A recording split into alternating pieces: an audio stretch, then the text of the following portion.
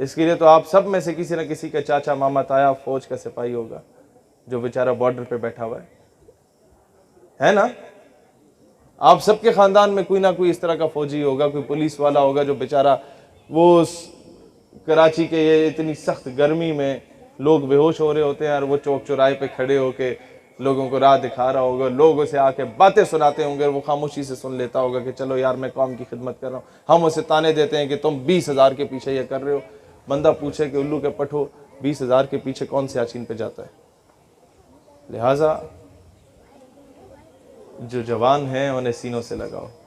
کسی جرنیل کی پالیسی سے اختلاف ہے، نام لے کے بولو، پورے ادارے کو رگڑانا لگاؤ، کیونکہ اس سے یہی ہوتا ہے کہ جو وہ بیچارہ شہادتیں دے کے آ رہا ہوتا ہے اس کے زخموں پہ نمک چھڑکتا ہے۔ جرنیل کو کوئی فرق نہیں پڑتا، کوئی فرق نہیں پڑتا، اس نے وہی ریٹائرمنٹ کے باہر دفع ہو جانا ہے مشرف کی صورت میں، وہاں جا کے آرام سے زندگی گزارے گا۔ اس نے جو کیا، میں چیزوں میں نہیں جاؤں گا، پھر یہ فرشتے ناراض ہوتے ہیں۔ کیا اس ڈرون سٹرائک نے، یہ یاد رکھیے گا، آج ہمیں لکھ رہا ہوں میرے الفاظ، پاکستان اور ایران کو لڑوانے کی کوشش کی جائے گی، پھر پاکستان سعودیہ کو لڑوانے کی کوشش کی جائے گی، پھر پاکستان اور افغانستان کو لڑوانے کی پوری حد الوسع کوشش کی گئی۔ آپ کے میڈیا پہ بیٹھ کے آپ مسلم ممالک کے خلاف بکواس کر لیں، لوگ کہیں گے بلے بلے بلے پاکستان کی سالمیت کی بات ہو رہی ہے۔ ذرا سا انڈیا، امریکہ اور اسرائیل کے خلاف بات کریں نا تو کہیں گے ہیٹ سپیچ پھیلا رہے ہیں یا آپ نفرت پھیلا رہے ہیں۔ یہ اس طریقے کے یہودیوں کی اولادیں بیٹھی ہوئی ہیں جو ہمیں آ کے روک رہی ہوتی ہیں۔ یہ جو گورے چلے گئے نا، یہ اپنے غلام ان کالوں کو چھوڑ گئے ہمارے اوپر۔ بر صغیر میں جو گوروں کے غلام ہمارے اوپر مسلط ہیں نا، ان سے چھٹکارا حاصل کریں۔ میں چاہتا تو آ کے جذباتی اور انقلابی باتیں کر کے 2-4 نعرے لگوا کے آپ سے چلا جاتا، لیکن اس کا نتیجہ کوئی نہیں ہونا تھا۔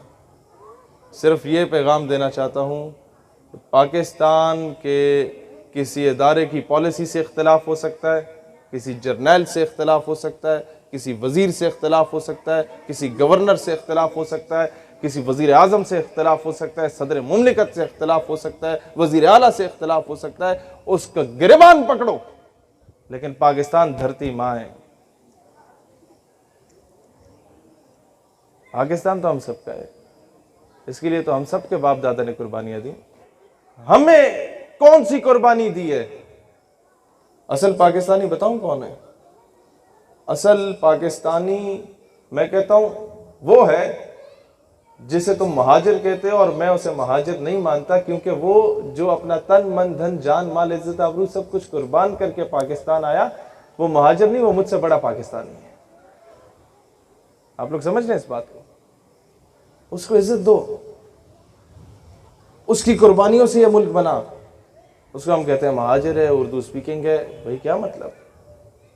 وہ ہمارا قیمتی اثاثہ ہے، اسی کی تو شہادتیں تھی۔ یہ جو ہم کسے کہانیاں سنا رہے ہوتے ہیں، ماؤں کی عزتیں لٹیں، ماؤں نے اپنا زیور بیچا، بہنوں نے اپنے بھائی قربان کیے، کئی عورتیں بیوہ ہوئیں،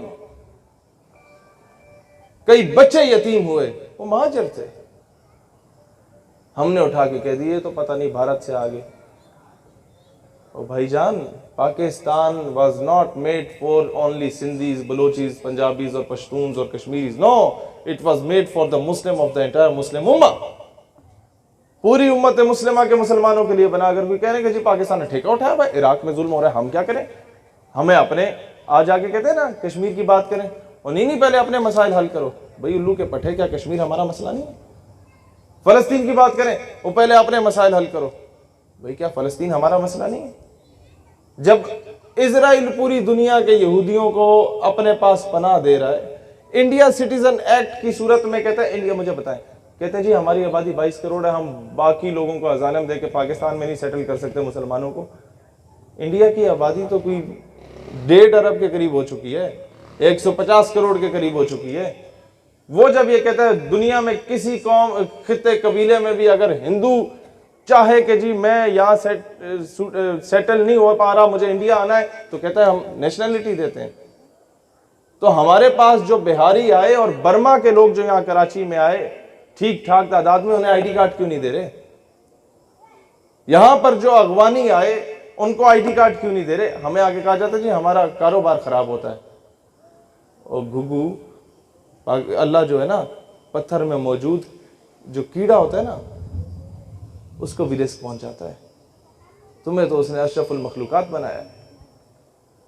تم یہ سمجھتے ہو کہ اغوانی آ کے تمہارا رزق مارے گا، یا بنگالی آ کے تمہارا رزق مارے گا، یا بہاری آ کے تمہارا رزق مارے گا، یا بلوچستان سے اٹھ کے بلوچ کراچی میں آ گیا تو تمہارا رزق مارے گا؟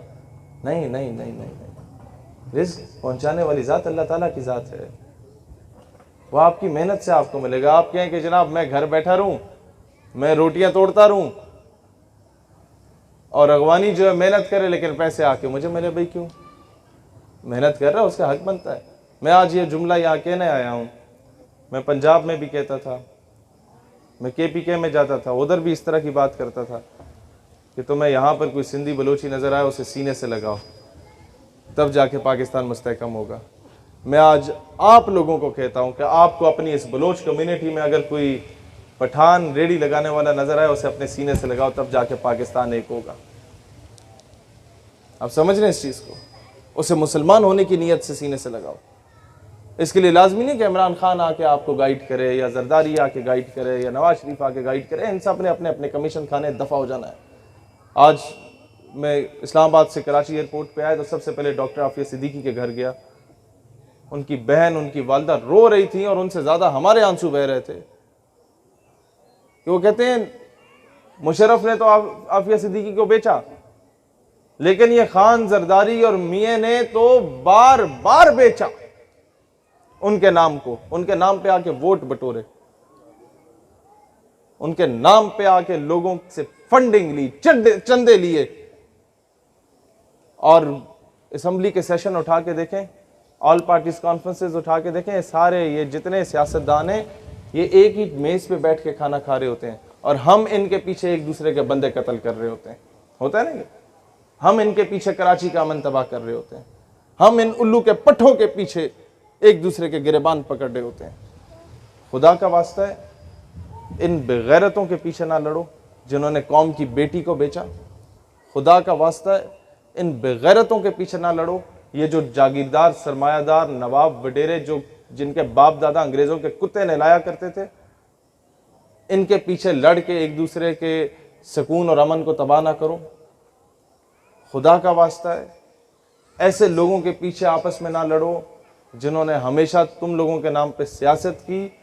آپ کی گلیاں ویسی کی ویسی ہیں اور ان کے محل بن چکے ہیں. آپس میں پیار محبت سے رہیں. یہ پاکستان تب جا کے مستحکم ہوگا. میں چاہتا تو آ کے آپ لوگوں کو اور موضوعات پہ بات کرتا، لیکن یہ بہت ضروری ہے. میں دانیال بھائی سے یہی ڈسکس کر رہا تھا کہ میرا ایک آپ نے خطاب اگر رکھوانا ہے بلوچ کمیونٹی میں رکھوائیں، اگلے دن پشتون کمیونٹی میں رکھوائیں، یہاں پنجابی ہیں ان میں رکھوائیں، مہاجر ہیں ان سے میرا خطاب رکھوائیں، یہاں سندھی ہیں ان سے میرا خطاب رکھوائیں، تاکہ ان سب کو بندہ یہ اپنی دکھ بھری داستان سنا سکے. مجھے بتائیں کہ یہ جو بم وزیرستان میں گرتا تھا، یہ باجوڑ کے اوپر جو ڈرون سٹرائک گری اور 150 چھوٹے 6 سے 12 سال کے درمیان کے بچے بیچارے جل کے شہید ہو گئے، 150 کے قریب.